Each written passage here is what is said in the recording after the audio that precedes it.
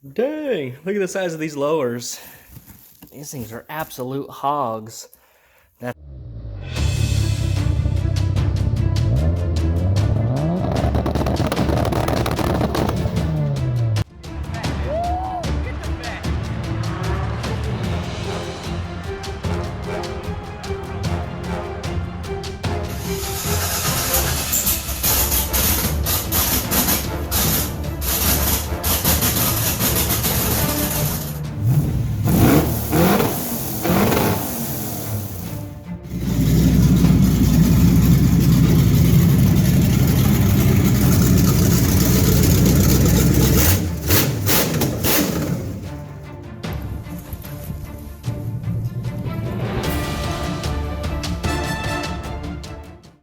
Hey, what's up everybody? Welcome back to the channel, JW Parts and Performance.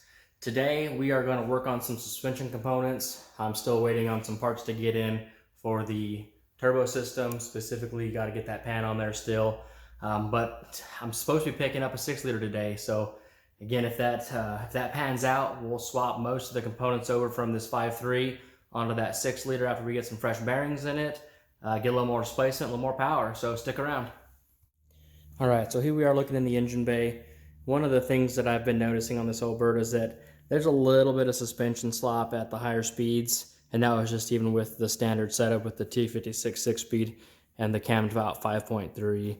So now that we're going to be making some pretty big power, I wanted to go ahead and address some of that slop in the front end. So one of the first things that I noticed as I was pulling the engine out, once I could get in there and see everything, I mean, these bushings are absolutely spent on this upper control arm. The ball joints, I'm sure, have all seen better days, and that's for both sides. You can see on there on the left and on the right for the uppers and the lowers. So I was doing some digging to see if I wanted to replace the bushings, but I mean, these are old parts. They're going to be a pain in the butt. So for a little bit more money, I went ahead and just decided to go tubular. So let's see what they look like. All right, so here's the package we got. Southwest Performance Parts. This is tubular upper and lower for second gen Nova. This also fits Camaro and I think one or two others, but obviously we're just going to be using it on a Nova here.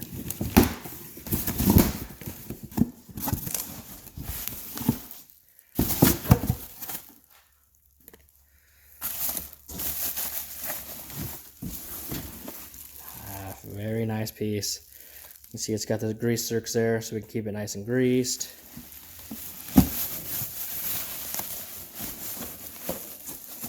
This cross link here is actually a billet piece.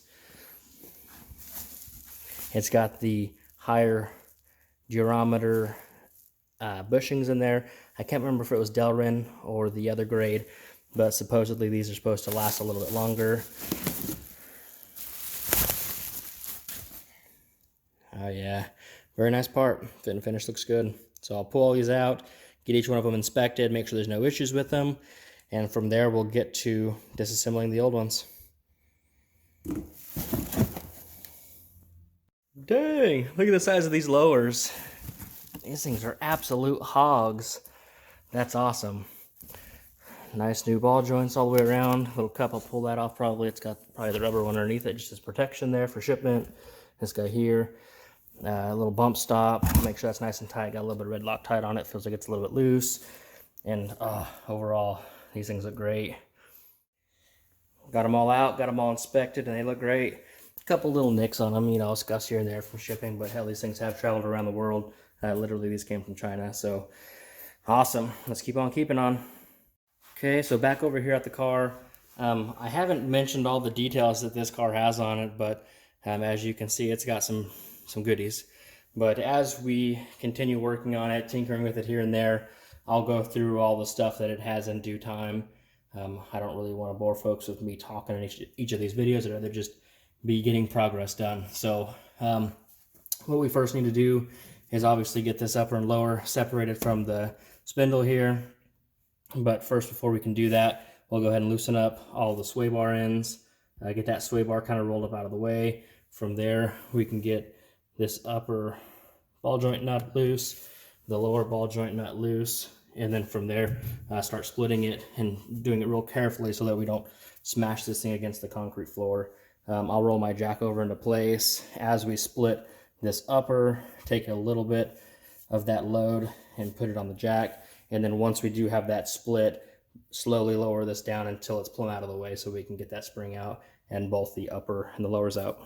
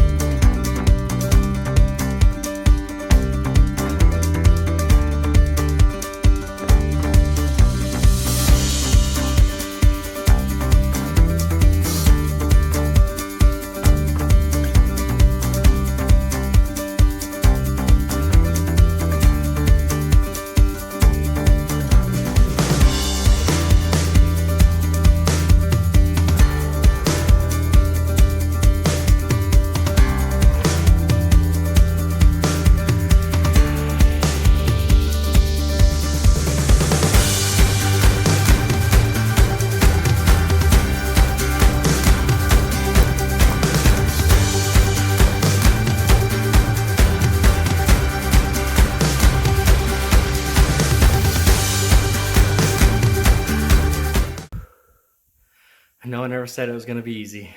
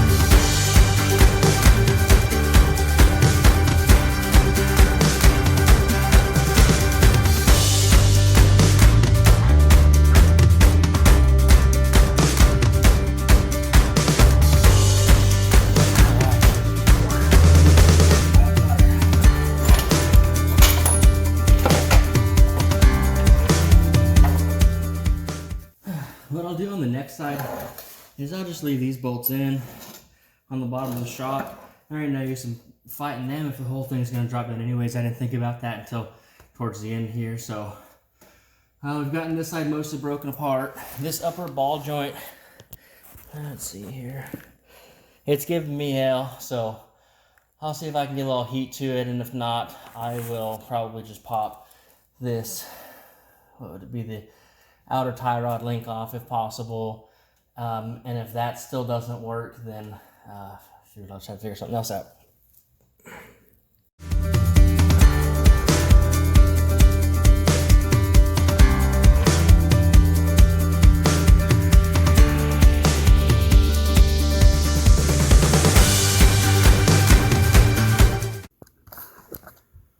Hey, what's up everyone? Wanted to give you all a quick update, a little bit of an outro here.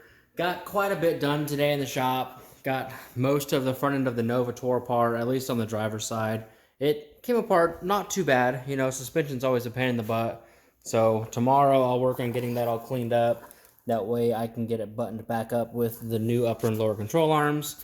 And another sick update is y'all can tell that the background looks a little different. So that engine was on the engine hoist. And this is the LQ9 that I was mentioning a couple of videos back, and probably my last video as well. And that's one of the reasons I didn't get quite as much done today as I was hoping. It was about a 3.5 hour round trip. Then of course I always shoot the breeze with folks I buy parts from. Usually if it's a stripped down LS like this, they've got some other projects they've been working on. So I was chatting with him. He's got a pretty cool single cab short bed 6.0. His is the LQ4 that he swapped back into his rig after this one had a little bit higher blow-by than he wanted. He didn't want to mess with it, so he threw it back into his rig. Had a ZF6 transmission in it, which is out of a Duramax, which is pretty gnarly, but he didn't like that all that much, so he pulled that back out and put a 4L80E in it. But yeah, this sucker's got promise. Oh, I picked this thing up for a steal, 150 bucks. It's the short block. The guy also threw in a set of 317 heads and a minty intake manifold with the rail, throttle body, extra sensors, all that good stuff. So this thing has a lot of miles on it.